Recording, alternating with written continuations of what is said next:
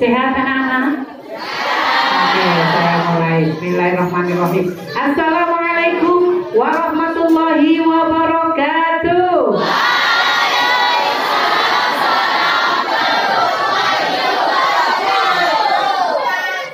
Bismillah, alhamdulillahi wahdah, wassalatu wassalamu ala man fihi uswatun hasanah, sayyidina wa maulana wa habibina Muhammad sahibis syafa'ah, amma ba'd.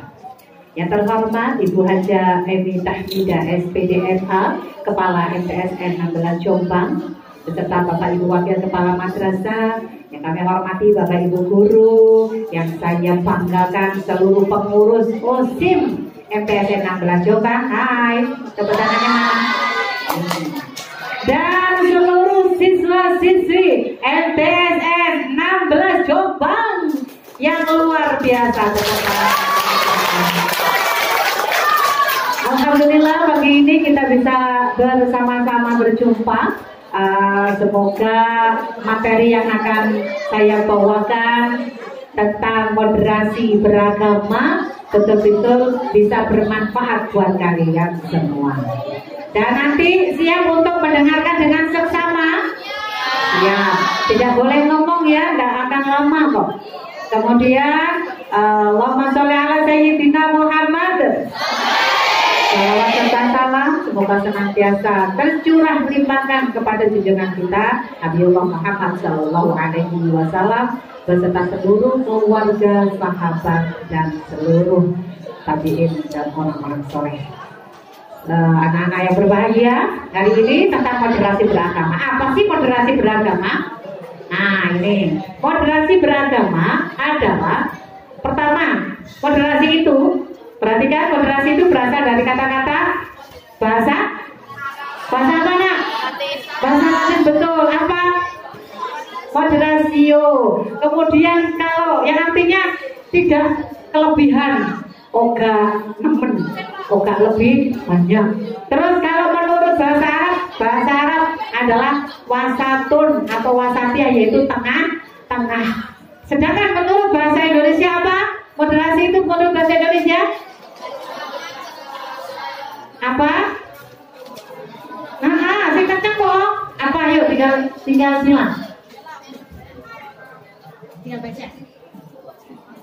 Pengurangan kekerasan, hindaran keekstriman, sikap atau perilaku yang seimbang dan tidak berlebihan. Ya, diulang lagi, apa itu moderasi? Pengurangan kekerasan, hindaran keekstriman, sikap atau perilaku yang seimbang dan tidak berlebihan. Tepuk tangan untuk siapa tadi?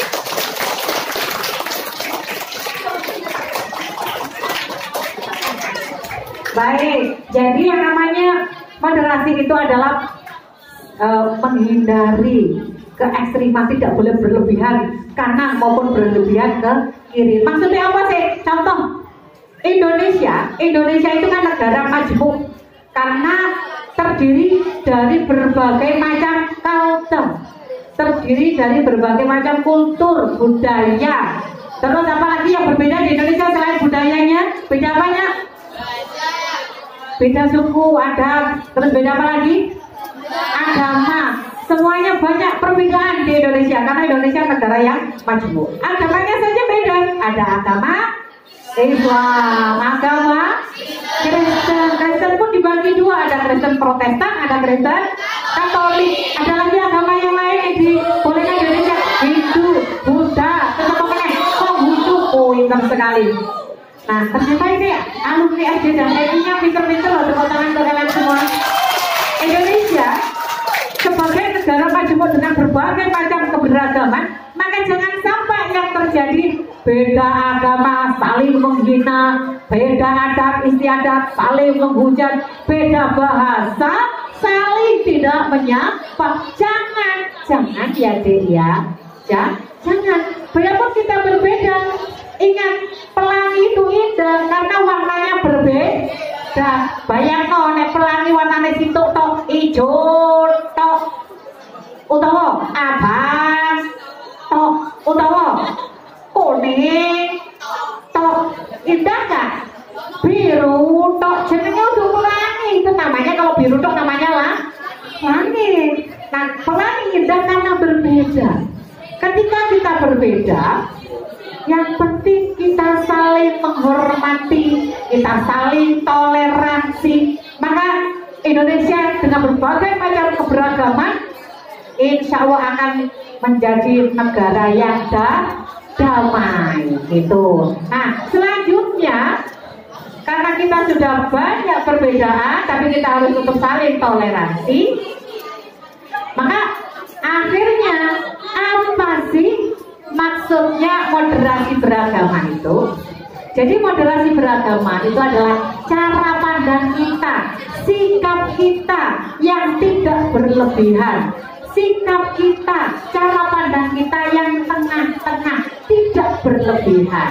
Ngono, jadi jangan merasa paling benar gitu. Terus namanya aja moderasi beragama. Yang dimoderasikan bukan agamanya, nak. Karena agama itu sudah moderat. Yang dimoderasikan siapa? Beragama orangnya, kitanya ini loh yang dimoderatkan. Jadi semua agama itu moderat, apalagi Islam. Islam itu moderat banget. Konsepnya di dalam Al-Quran yang sering kamu baca adalah surat Al-Kafirun. Di mana lafaznya? Bismillahirrahmanirrahim. Apa bahasanya? Apa lafaznya? Lakum dinuku waliyadin. Bagimu agamamu, bagiku agamaku. Bagi kalian yang beragama Kristen silakan ke gereja. Yang agama Hindu, agama Buddha silakan beribadah ke tempat peribadahannya. Sedangkan kita yang Islam, kita menjalankan agama kita. Jadi itu konsep dalam Islam. Lakum dinukum waliyadin. Bagimu agamamu, bagiku agamaku. Mari kita beribadah sesuai dengan agama kita masing-masing. Nah, itu kalau beda agama. Sedangkan ketika beda, sama-sama agamanya podo-podo Islami, tapi beda pendapatnya. Contohnya podo-podo Islami. Ada kan yang sholat subuhnya pakai kunut? Ada? Ada kan yang sholat subuh tidak pakai kunut? Ada? Boleh, dua-duanya boleh. Bagi kita yang menganggap bahwa kunut itu bagian dari sholat subuh yang harus kita kerjakan, maka cukup kunut. Tapi jangan menyalahkan yang sholat subuhnya nggak pakai kunut, jangan. Karena dua-duanya ada madhabnya, ada imamnya. Yang salah itu yang tidak sholat subuh. Nah, itu yang salah. Ada lagi perbedaan di antara sesama umat Islam ketika sholat, misalnya tadi kan contohnya kunut. Ada lagi pada waktu sujud, ayo giling-giling. Kamu kalau sujud, hai anak cowok, anak putra, hai, halo. Nah, ini jawabnya halo, kamu jawabnya hai, halo, hai. Perhatikan, ilang-iling. Ketika kamu sholat, pada waktu sujud, kira-kira yang turun duluan itu tangannya dulu apa dengkulnya dulu, lututnya dulu. Nah, ada yang dengkul, gak, tangan, gak, apa lutut, dengkul kayak lutut podong. Ada yang sholat subuhnya kan, tangannya dulu yang turun pas waktu sujud. Nah, tangannya dulu gini kan. Ada yang dengkulnya dulu atau lututnya, dua-duanya betul kan. Jadi jangan menyalah-nyalahkan. Itu yang tidak diperbolehkan, terlalu ekstrim, terlalu berlebihan, perlu ngomong benar. Jangan. Karena apa? Karena kita kurang banyak membaca sehingga hanya tahu itu saja. Dua-duanya boleh, karena Nabi Muhammad juga pernah mencontohkan bagaimana cara sujudnya. Nabi Muhammad itu pernah sujudnya ketika sujud itu yang turun duluan adalah tangannya. Oke, tangannya dulu. Pernah juga lututnya. Karena dulu pada waktu Nabi Muhammad sudah mulai sepuh, itu kan sudah lututnya sudah kurang begitu seperti dulu lagi pada waktu sebelumnya kan, sehingga yang turun duluan tangannya karena dengkulnya atau lututnya masih sudah mulai sepuh, jadi agak-agak kurang, agak-agak melemah gitu. Intinya apa?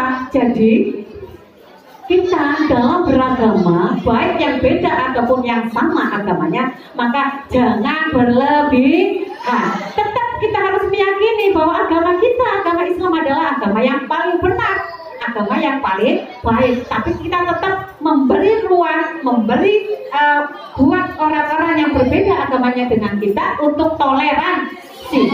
Jadi toleransi itu membiarkan, menyumbangkan mereka yang beda untuk melakukan ibadahnya, tidak boleh berlebihan.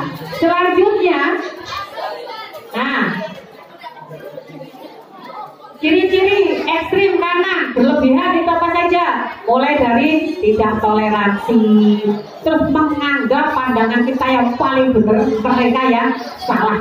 Jangan ya, Dek ya, jangan. Kita sering menyalahkan orang karena kita nggak tahu dia itu seperti ini kenapa sih.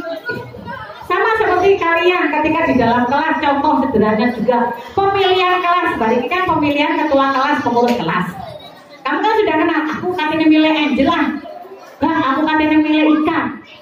Nah, jangan berlebih-lebihan, biasa sesuai kesepakatan atau musyawarah atau pemilihan. Apa sih tak pakai metode? Apakah itu nanti biarkan siapa yang terbanyak itu yang menjadi pengurus. Jadi jangan terus aku milihku, akhirnya terus emosi. Jangan ya, jangan.